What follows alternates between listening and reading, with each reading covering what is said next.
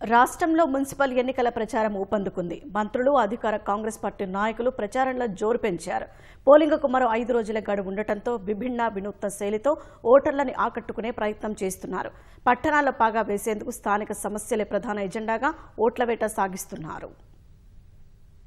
రాష్ట్ర వ్యాప్తంగా జరుగుతున్న మున్సిపల్ ఎన్నికల్లో 100కి పైగా స్థానాల్లో కాంగ్రెస్ పార్టీ విజయం సాధిస్తుందని మంత్రి కోమటిరెడ్డి వెంకటరెడ్డి ఆశాభావం వ్యక్తం చేశారు. నల్గొండ మున్సిపల్ కార్పొరేషన్ ఎన్నికల ప్రచారంలో భాగంగా పలు వార్డుల్లో అభ్యర్థులకు మద్దతుగా మంత్రి ప్రచారంలో పాల్గొన్నారు. బీజేపీ, బీఆర్ఎస్ రెండు పార్టీలు నల్గొండ జిల్లాలో దుకాణం బంద్ చేసుకున్నాయని, నల్గొండతో పాటు మిగిలిన 6 కార్పొరేషన్లలో కాంగ్రెస్ జెండా ఎగరవేస్తామని మంత్రి ధీమా వ్యక్తం చేశారు. ప్రభుత్వం ఏ ఎన్నికలు నిర్వహించినా కాంగ్రెస్ పార్టీ గెలుస్తుందని మంత్రి ఉత్తమ్ కుమార్ రెడ్డి అన్నారు. సూర్యాపేట జిల్లా హుజూర్ నగర్ లో ఎన్నికల ప్రచారం నిర్వహించిన మంత్రి ఉత్తమ్ కుమార్ రెడ్డి రాష్ట్రంలో 123 స్థానాల్లో ఎన్నికలు జరుగుతున్నాయన్న ఆయన సుమారు 100 స్థానాల్లో కాంగ్రెస్ పార్టీ గెలుస్తుందన్నారు.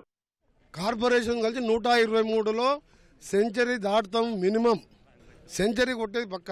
మేయర్లో 7 మేయర్లో నల్గొండ మేయర్లు 48 వస్తాయని చెప్పి నా పూర్తి నమ్మకం ప్రజల మీద, నా పట్టణ ప్రజల మీద, మైనార్టీలు కానీ, దళితులు కానీ, అన్ని వర్గాల ఓసీలు, బీసీలు, ఆర్యవంశులు అందరికి ఈరోజు నాకు మద్దతు ఇస్తుండ్రు. ఈ మహానగరం అయింది గ్రేటర్ నల్గొండ మున్సిపల్ కార్పొరేషన్. అదేవిధంగా విజయం కూడా గ్రేట్గా ఉండాలనే మా పట్టణ ప్రజలు 2 చేతులెత్తి మొక్కుతున్నా. రాష్ట్రంలో జరుగుతున్న మున్సిపల్ ఎన్నికల్లో కాంగ్రెస్ పార్టీ క్లీన్ స్వీప్ చేయబోతున్నాము. అన్ని కార్పొరేషన్స్, మున్సిపాలిటీలు కైవసం చేసుకోబోతున్నాము.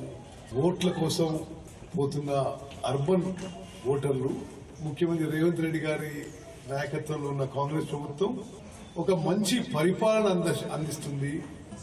ఒక ప్రజాస్వామ్య పరిపాలనలో, ఒక ప్రజాపాలనలో సంక్షేమం కానీ, ప్రగతి కానీ అద్భుతంగా జరుగుతుందని చెప్పి ఓటర్లలో ఉన్న అభిప్రాయం. మున్సిపాలిటీలో ఎన్నికల ప్రచారంలో భాగంగా ఉమ్మడి ఖమ్మం జిల్లాలో మంత్రి పొంగులేటి శ్రీనివాసరెడ్డి పర్యటించారు. మున్సిపాలిటీల అభివృద్ధికి కాంగ్రెస్ ప్రభుత్వం ఎనలేని కృషి చేస్తుందన్న మంత్రి ఉమ్మడి ఖమ్మం జిల్లాలోని మున్సిపాలిటీలు, కార్పొరేషన్లలో 3 రంగుల కాంగ్రెస్ జెండా రెపరెపలాడిస్తామని పొంగులేటి పేర్కొన్నారు. సంగారెడ్డిలోని పలు వార్డుల్లో రాష్ట్ర మహిళా నాయకురాళ్లు కాంగ్రెస్ అభ్యర్థుల తరపున ప్రచారం నిర్వహించారు. కాంగ్రెస్ చేసిన అభివృద్ధిని, బీఆర్ఎస్ చేసిన అన్యాయాలను ప్రజలకు అవగాహన కల్పిస్తూ ముందుకు సాగాలని అభ్యర్థులకు సూచించారు.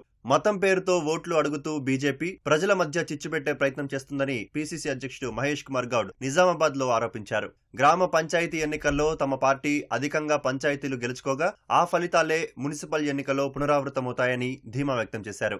మున్సిపల్ ఎన్నికల తర్వాత పన్నులు పెంచుతారని కేంద్ర మంత్రి బండి సంజయ్ చేస్తున్న ఆరోపణలను మంత్రి శ్రీధర్ బాబు ఖండించారు. కరీంనగర్ లో కాంగ్రెస్ అభ్యర్థులకు మద్దతుగా నిర్వహించిన కార్నర్ మీటింగ్ లో పాల్గొన్న శ్రీధర్ బాబు ప్రజలకు ప్రయోజనం చేకూర్చే విధంగానే కాంగ్రెస్ విధానాలు ఉంటాయని స్పష్టం చేశారు.